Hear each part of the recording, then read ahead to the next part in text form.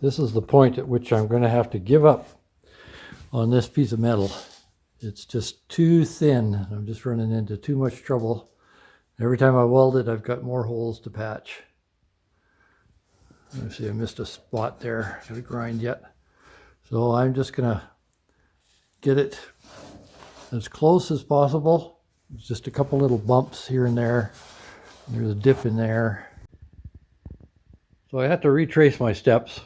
Just nothing new there, because this body line came back to about here and then swooped down. That was part of my problem working with thin metal. This is just so hard to weld. So what I've recently learned from my textbook is that argon is not that great a gas to weld mild steel with. Here I thought I was, because I want to use it to weld some stainless steel, I got straight argon because you can't mix them in the tank. The tank then becomes useless. You can only use mixtures from then on. And I wanted to keep one for pure argon. So I'm going to have to get another tank, which I didn't really want to do, but and have a mixture of argon, carbon dioxide, and unfortunately, I can't find any place around here that will give you 3 mix gases, trimix. Apparently, it's best with mild steel if you can have a mixture of argon and oxygen.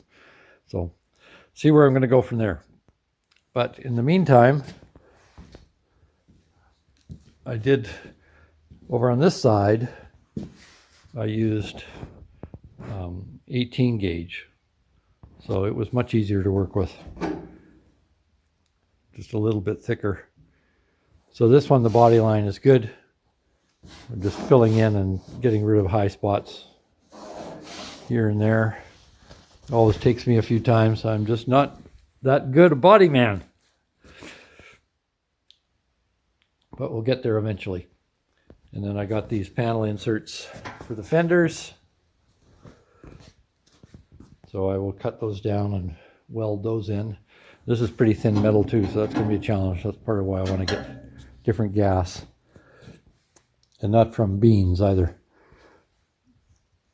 So what I did to make these parts, where they've cut it off, and it has a lip here. So I'm going to use my original piece that I was using to line up the fender curvature. That's the metal I used for those pieces. That's the poster board I used, made up to make the pieces. And unfortunately, they're the same side to side. And then I used the English wheel to give this a curvature, so it fits in there. And I just beat those reliefs to match. So even with the 18 gauge, that's the kind of welding I was getting. And you can see how it's bubbles up. It has a recess underneath. So I've found that that's supposedly the gas. It's the problem. I would like to get a better welder, but first comes changing the gas. And then this fits in here.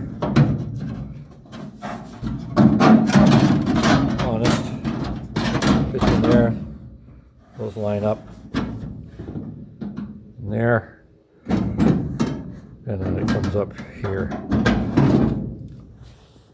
Drainage is a bit of an issue, so I want to make sure that dirt and everything can't collect in here. And then once I do the fenders and work a bit more on some of the dings that are in the box on the bottom end, then I can flip it and replace the floor just in sections. So that's progress to this point. Things continue. Pretty close. A bit of filling and such to do yet. A little bit of high spot here, etc. I would like to get it right just for practice. That's not an area anybody's going to really notice, I don't think, but I would like it to be good.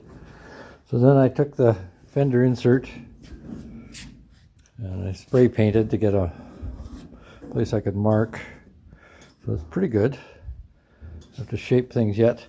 A little bit more adjustment to do. This doesn't match here. And that doesn't match there. But it matches at the top, which can be reshaped.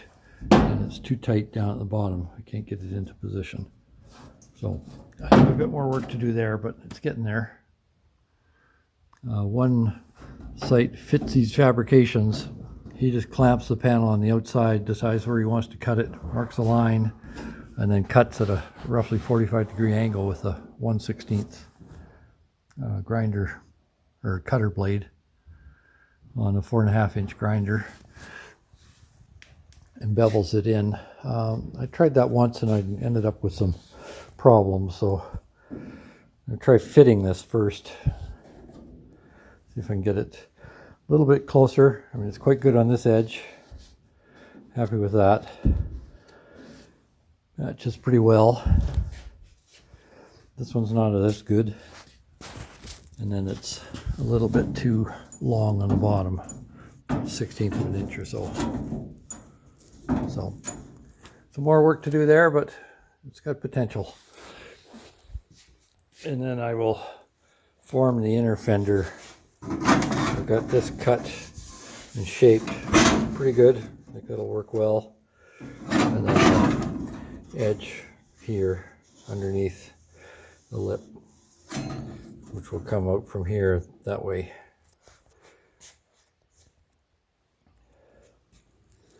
I would like it that these weren't a collector of dirt and such, but I'm not sure how I can get away from it because that's the original design. And there's a mud flap here, goes up. Not so much on the front, but then the wheel direction is kicking it to the back. So, see where we go from there. So how does it look? From a distance, looks great. So it's just tacked in. I take the straight edge. See that that's pretty good.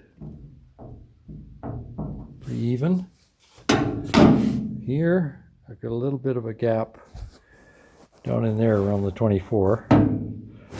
Where it's pushed in slightly. Try here. Likewise, around the 3. Right at the seam, it's pushed in a bit. This one is good. So all in all, not bad. This is good this way.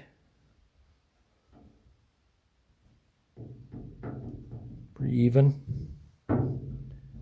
Likewise, following the curvature pretty well.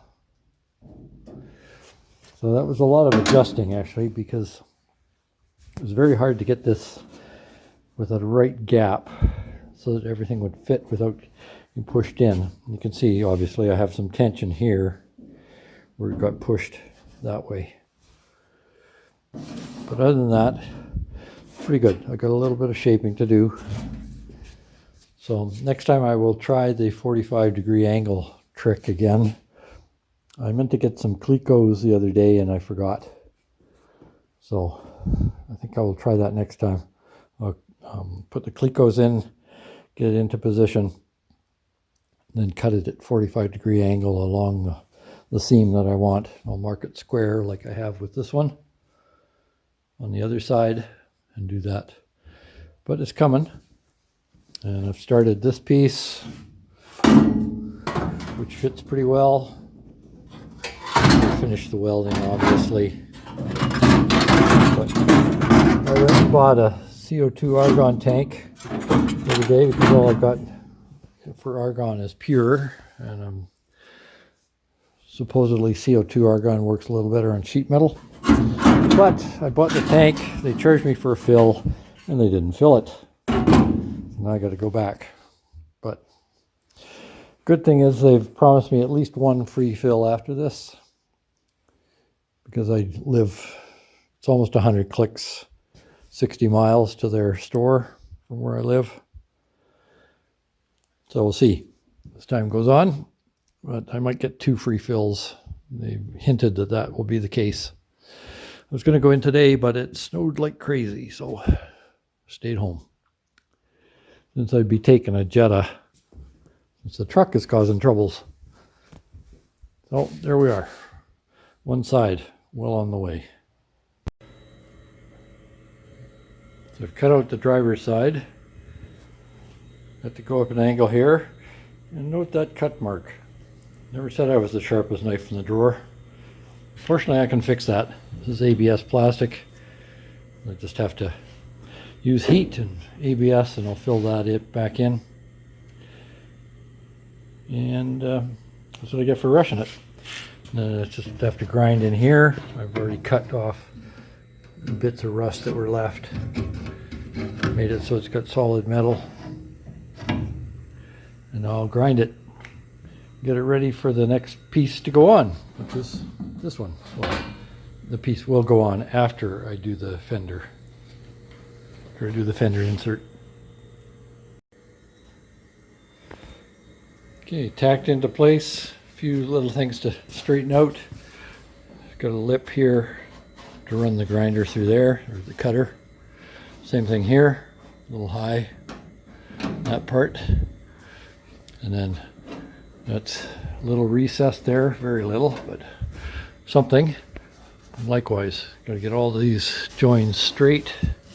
That one is obviously not right. So what I do is clamp it, get it into the right position, tack it, and keep doing that all the way down. Fortunately with this, it isn't a problem with a thin zip cutter on a 4.5 inch grinder, just to cut through here and then tack it up later. So getting there. It's ready for the lip. Well, I gotta finish welding, of course. It's all tacked into place on the other side. This one's next. So tomorrow I'm going to try and get some argon CO2, see how that works. Found if I up the flow a little bit in the argon, that's not bad. I just had it too low. And it's not bubbling up like it did before, but argon CO2 is supposed to be a better mix for sheet metal, so I'll try that. So here's the replacement piece for inside, for the inner fender in the box. So I've rolled it through the English wheel. And if you don't have an English wheel, then you got to use either a sandbag or heat to try and get the curvature to it. So there it is. I've marked it because I have to bend it. It puts too much pressure on the fender insert and warps it. So I'm going to bend these.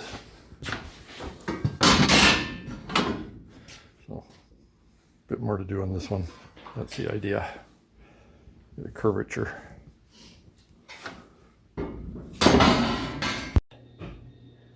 These are the struts that hold the fender or the box fenders in line, side of the box.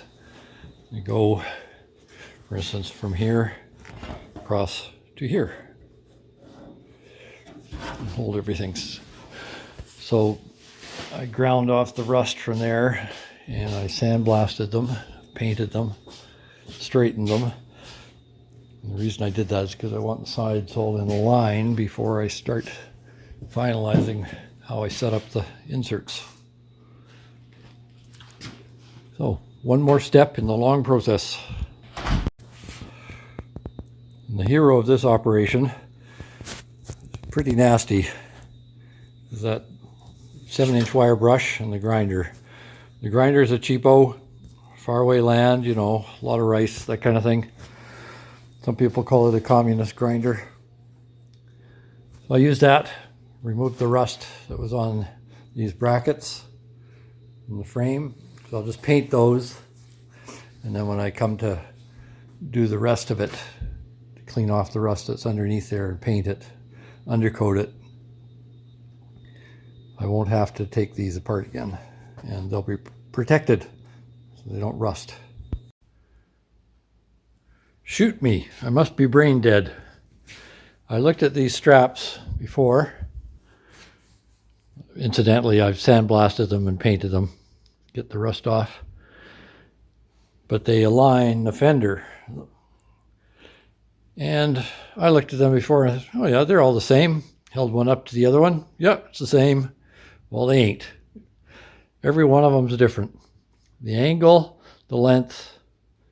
So the front ones are longer, the back ones are shorter. And they go, obviously, with the bevel up so that dirt doesn't collect in here as much. And I must say there wasn't a lot of dirt in them. There was rust, which I scraped out with a screwdriver and then sandblasted. But there was not a buildup of rust, or a buildup of mud and dirt and other rusting compounds. So, finally, after moving them here, there, and everywhere, trying different combinations, I got it right. So the sides align, finally.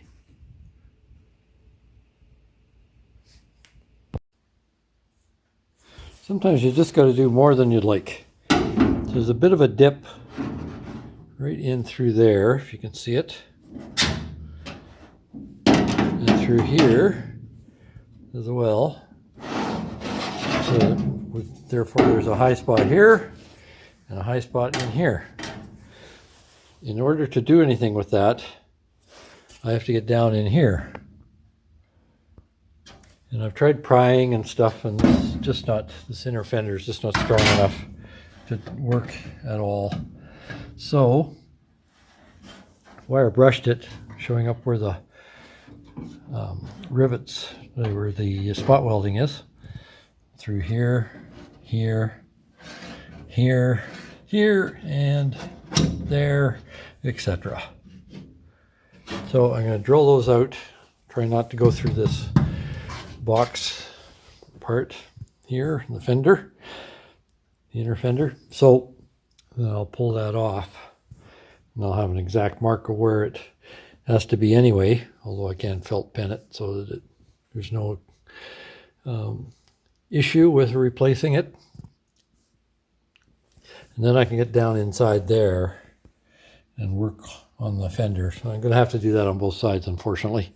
So it's not something I wanted to do, but shouldn't take too long. One advantage I didn't foresee is that these dings that were here, there's still a bit left there I got to get out. There's another one here.